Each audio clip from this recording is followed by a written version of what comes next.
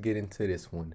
It is Gunther defending his World Heavyweight Championship against the men's Royal Rumble winner main event, quote unquote, Jey Uso. Now let's start with the quote unquote main event because to me, Jey Uso winning the Royal Rumble was surprising to me.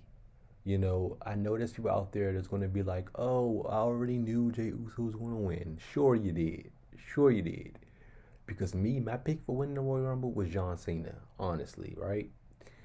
Um, and with Jey Uso winning the Royal Rumble, I feel like, okay, cool, right? They're giving someone else a chance because, of course, CM Punk or John Cena or Randy Orton or somebody like that could have won the Royal Rumble.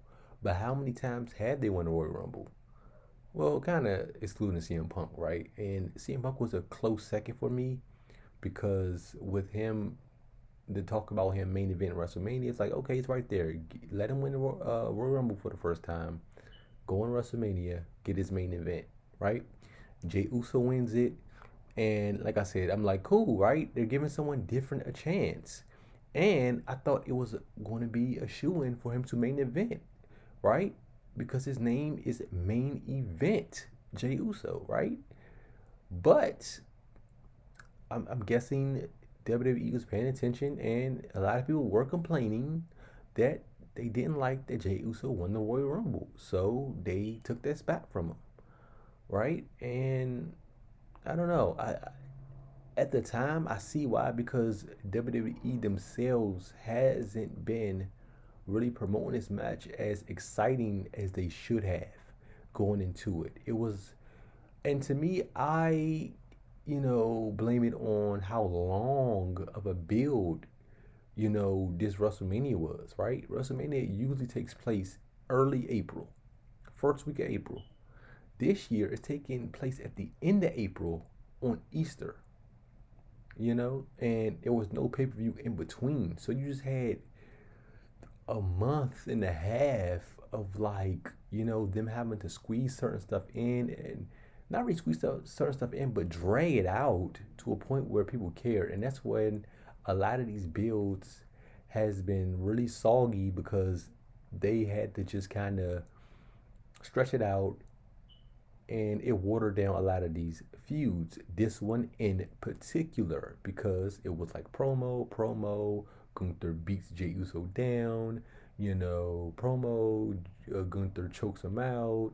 You even had a stint where Jey Uso was, teaming with and being involved with Alpha Academy. He was saving them. He was, and it's like, and I get it. All of that had happened because they had to stretch this one out. If this, WrestleMania took place 2-3 weeks earlier, then we really could have gotten to the heat. We really could have gotten to what happened the last 2 weeks with, Jimmy taking up for his brother, slapping Gunther getting his revenge on Jimmy, beating him down, and we seen a bloodbath, with that.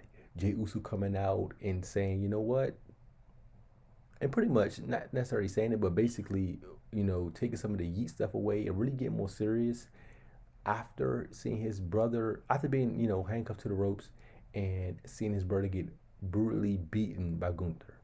And that really injected some seriousness into it.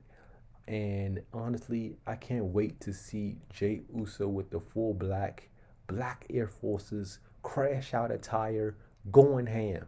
You know what I mean? And so these last 2-3 weeks has gotten me, kind of back into this match, honestly, due to, getting serious, man, seeing some blood and really getting to the meat and potatoes of what this should have been 3 weeks prior. But once again, I get it. They had to pretty much fill time, man, and it sucks. Please, W, don't ever do this again. Keep WrestleMania at the beginning of April. We don't need a month and a half between pay-per-views, especially with how they do things, right? Predictions.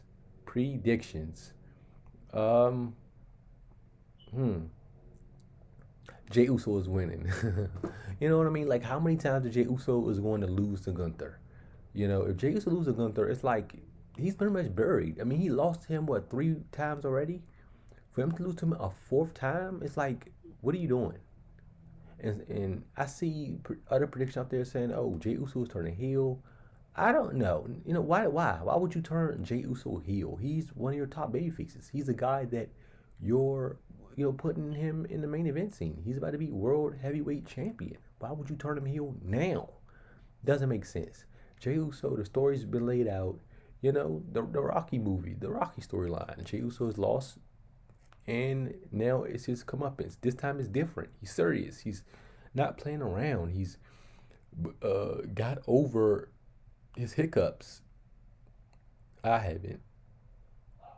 Nah, but for real, Jey Uso is winning this match.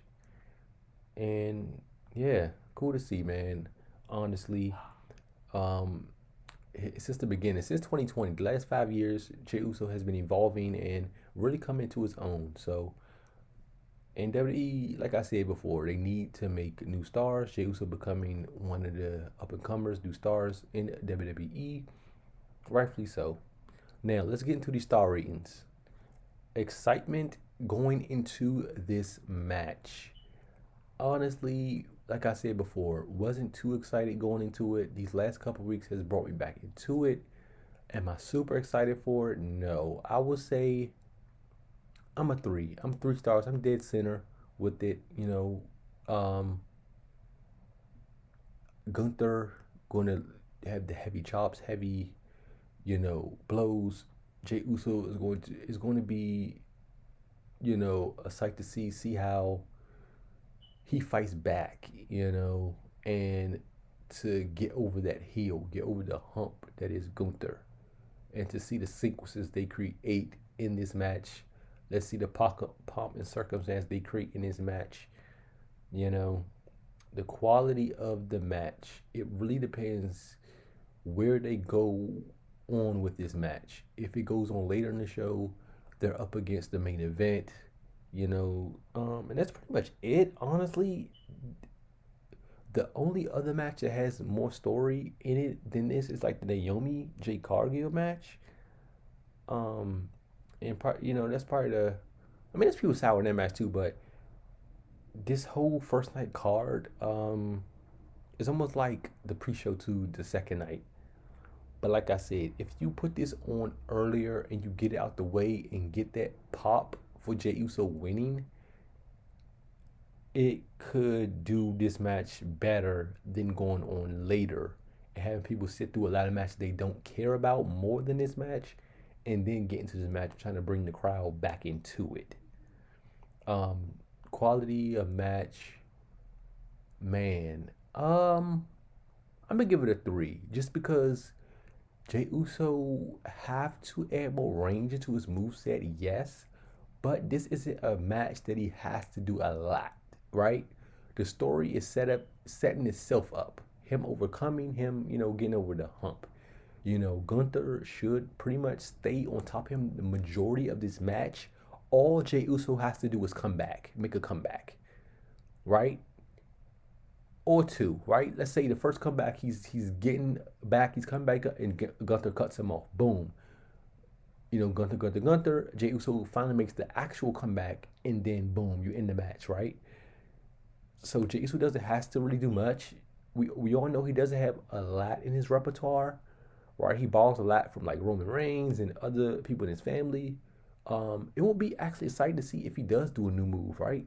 I'm not going to count on it, but yeah, he doesn't have to do much. Going to concur the match and get the heat so you get the big pop at the end. So I'm going to go in the middle, and then the rivalry, how strong it was going into it. Like I said, at first, it didn't have that excitement. It was, to me, it was questionable at the beginning when Royal Rumble was like, okay, cool. Then it went downhill. Then it's kind of making its way back up. So I'll give it 2 stars, honestly. And they'll round everything out to be 3 stars for this match. Now, let me know what you think. Who do you think is going to win this match? Do you have Jey Uso winning, or do you have Gunther retaining? Should this match have been the main event? Let me know, man, in the comment section down below. Like, share, subscribe. I love wrestling.